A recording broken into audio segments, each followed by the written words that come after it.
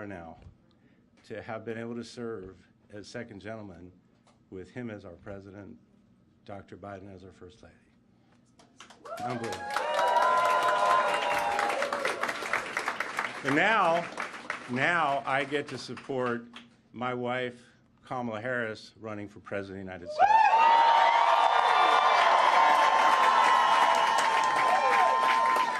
Let me tell you something. We are going to win this election. We are on the right side of every single issue, and we have this team right here and thousands of others all around the country. How do I know? Because I've been traveling all around the country, and I've met them. We have an amazing team. You have done an amazing job, and you're going to continue to do that so we can elect Kamala Harris as the next president of the United States of America. So let's hear it for Kamala Harris. Thank you.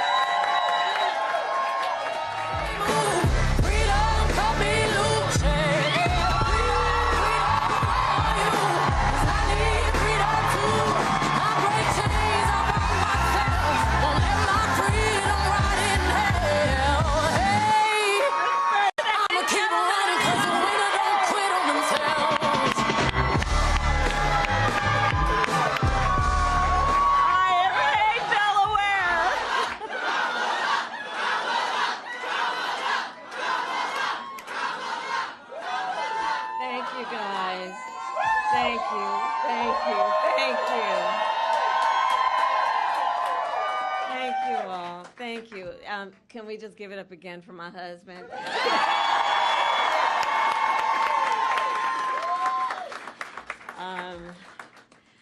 It is so good to hear our president's voice. Joe, I know you're still on the call, and we've been talking every day. You guys heard it from Doug's voice. We love Joe and Jill. We really do. They truly are like family to us. And we do, everybody here does. It's mutual. I knew you were still there. You're not going anywhere, Joe. I'm watching you, kid. I'm watching you, kid. I love you. I love you, Joe. Oh.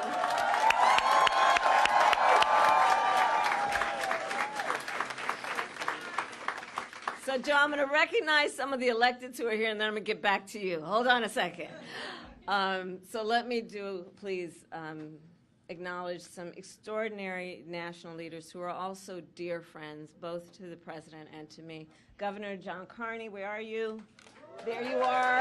And his wife, they are here. Senator Tom Carper, my former colleague, and his wife is here. Chris Coons, my dear friend. Attorney General Kathy Jennings. The mayor is here. Przicki, where are you? There. And the next United States Senator from the great state of Delaware is here, Lisa Rochester.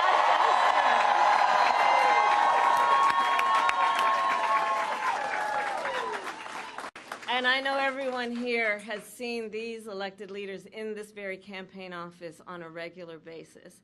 And I know Joe is so thankful to them for their lifelong friendship, but I want to thank them also because you guys have really been carrying some heavy water from the first days of our campaign. So thank you all.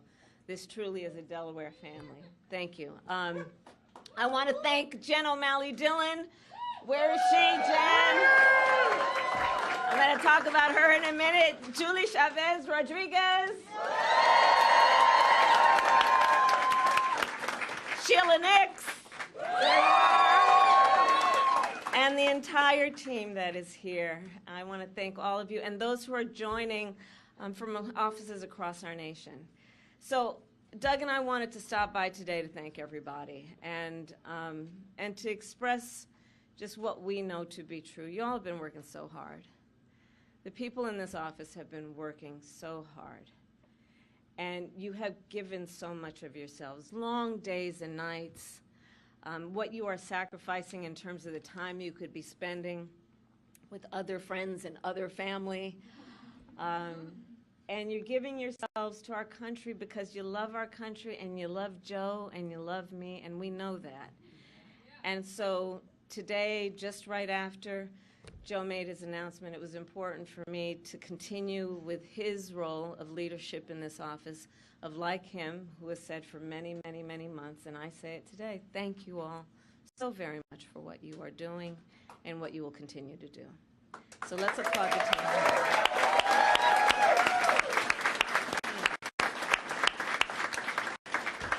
And I know it's been a roller coaster, and we're all filled with so many mixed emotions about this. I just have to say, I love Joe Biden. I love Joe Biden, and I know we all do, and we have so many darn good reasons for loving Joe Biden. And I have full faith that this team will be the reason we win in November. You all who are here. And as Julie always says, and I will quote the great Julie, we are one team, one fight. One team, one fight. And she's been an extraordinary campaign manager. She's going to continue in this role and see us to victory in November. And we are all here because we love our country, right? And we believe in our foundational principles. We believe in freedom and opportunity and justice, not for some, but for all. And so we have 106 days until Election Day, and in that time we have some hard work to do. And as JOD always reminds us, we can do hard things. JOD has been such an incredible leader of this team, and that is why I have just asked her to run my campaign, and she has accepted.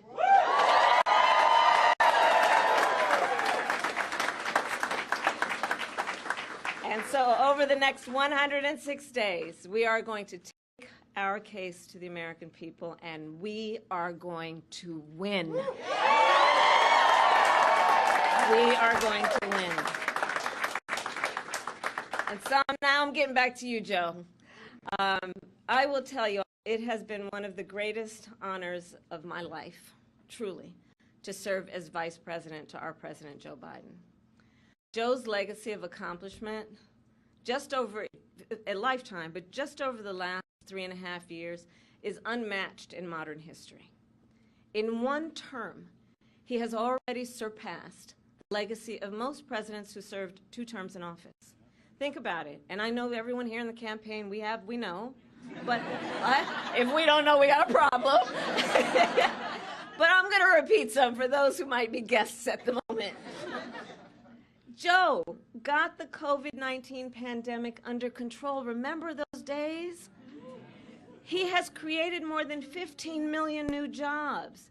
He brought together Republicans and Democrats and passed historic legislation. And I'm going to tell you, I'm a first-hand witness to all this work. I would sit with Joe in the Oval Office while he would bring members of both sides of the aisle and talk and listen and help them see what they may have in common and how we can actually work towards solutions. And because of their confidence in Joe, these accomplishments occurred. Joe has stood up for democracy at home, and he has stood up for democracy abroad, and he has always stood up for what he believes is right. And many of you may know, I first came to know Joe through his son, Beau. Beau and I worked together as state attorneys general. And back then, Beau would often tell me stories about his dad. And he would talk about the kind of father and the kind of man that Joe Biden is. And he would talk about the qualities of his father. And the qualities that Beau revered the most are the same qualities that I see every day in our president. His honesty, his integrity, his commitment to his faith and his family, his big, big heart, and his deep love of our country. And I don't need to tell you all, you know Joe's background, right? I mean, he grew up in a middle-class family in Scranton, and he has never forgotten where he comes from. And so again, I am a first-hand witness from being with him in the Oval Office to the Situation Room and seeing him on the global stage with world leaders. President Joe Biden fights for the American people, and we are deeply, deeply grateful for his service to our nation.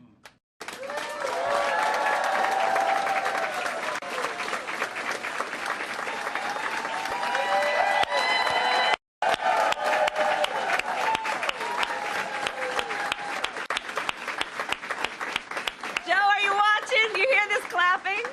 Can you see it? I'm watching. I'm watching.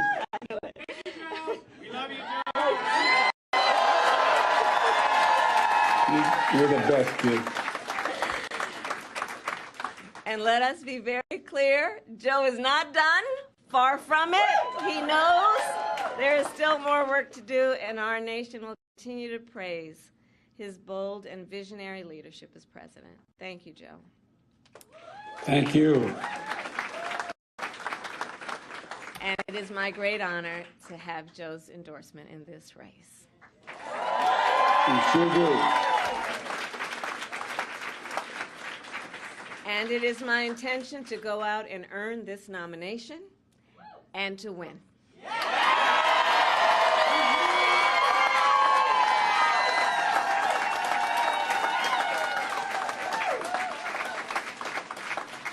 So in the days and weeks ahead, I, together with you, will do everything in my power to unite our Democratic Party, to unite our nation, and to win this election.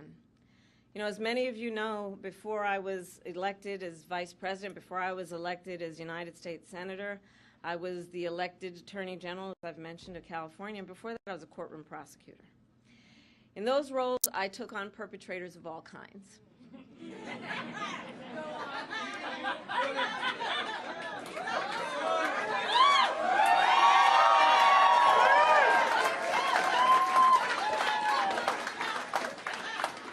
Predators who abused women, fraudsters who ripped off consumers, cheaters who broke the rules for their own gain. So hear me when I say, I know Donald Trump's type.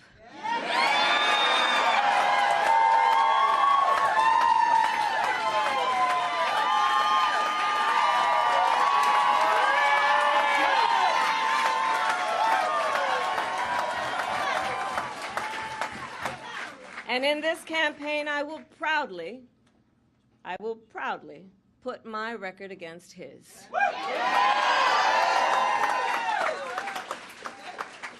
As a young prosecutor, when I was in the Alameda County District Attorney's Office in California, I specialized in cases involving sexual abuse. Donald Trump was found liable by a jury for committing sexual abuse. As Attorney General of California, I took on one of our country's largest for-profit colleges and put it out of business. Donald Trump ran a for-profit college, Trump University, that was forced to pay $25 million to the students it scammed. As district attorney, to go after polluters, I created one of the first environmental justice units in our nation. Donald Trump stood in Mar-a-Lago and told big oil lobbyists he would do their bidding for a $1 billion campaign contribution. During the foreclosure crisis, I took on the big Wall Street banks and won $20 billion for California families, holding those banks accountable for fraud. Donald Trump was just found guilty of 34 counts of fraud. But make no mistake, all of that being said, this campaign is not just about us versus Donald Trump. There is more to this campaign than that. Our campaign has always been about two different versions of what we see as the future of our country, two different visions for the future of our country. One focused on the future, the other focused on the past. Donald Trump wants to take our country backward to a time before many of our fellow Americans had full freedoms and rights. But we believe in a brighter future that makes room for all Americans. We believe in a future where every person has the opportunity not just to get by, but to get ahead. We believe in a future where no child has to grow up in poverty, where every person can buy a home, start a family, and build wealth, and where every person has access to paid family leave and affordable child care. That's the future we see. Together, we fight to build a nation where every person has affordable health care, where every worker is paid fairly, and where every senior can retire with dignity. All of this is to say, building up the middle class will be a defining goal of my presidency.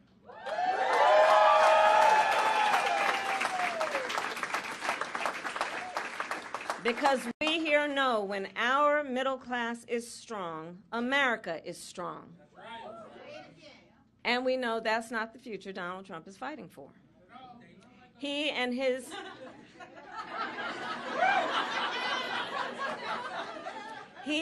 extreme Project 2025 will weaken the middle class and bring us backward. Please do note that.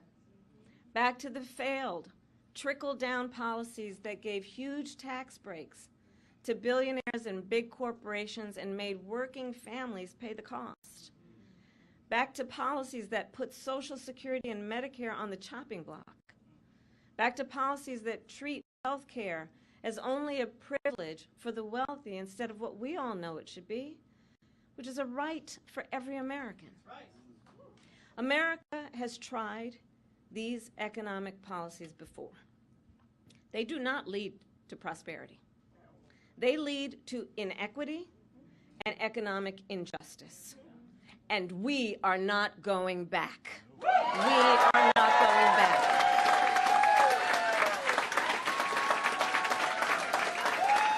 They're not taking us back. Our fight for the future is also a fight for freedom.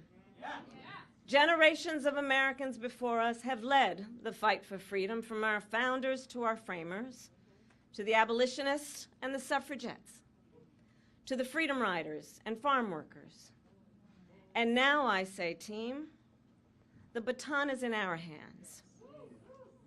We who believe in the sacred freedom to vote, we who are committed to fight to pass the John Lewis Voting Rights Advancement Act and the Freedom to Vote Act.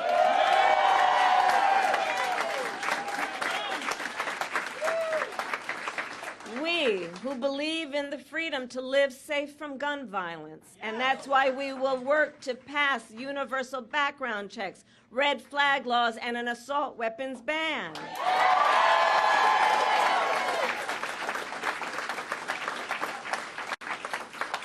We who will fight for reproductive freedom, knowing if Trump gets the chance, he will sign a national abortion ban to outlaw abortion in every single state, but we are not going to let that happen.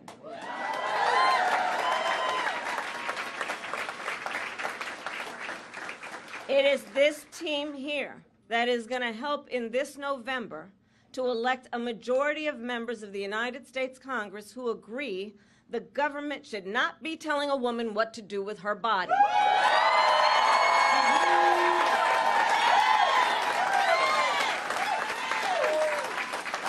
And when Congress passes a law to restore reproductive freedoms, as President of the United States, I will sign it into law.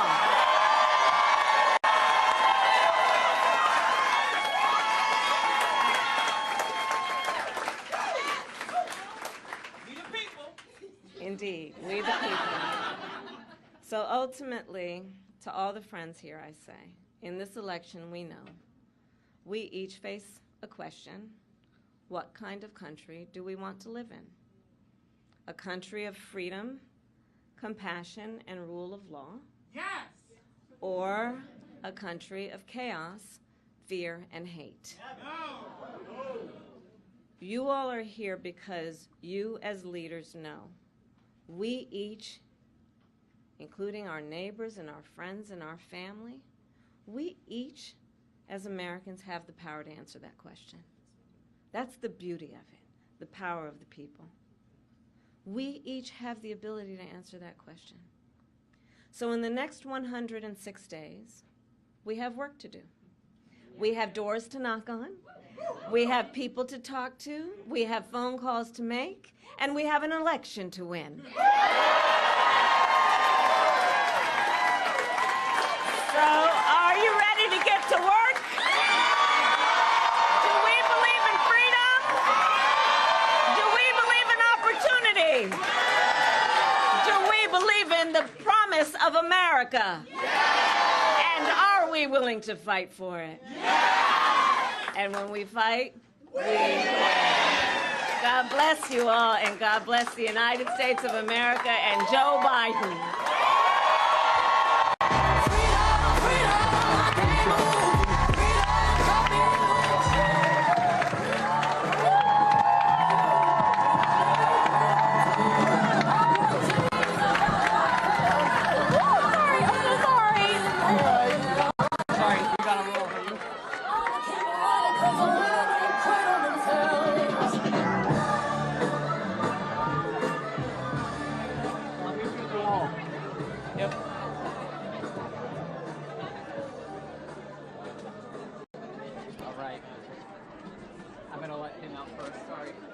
Ozma, you good?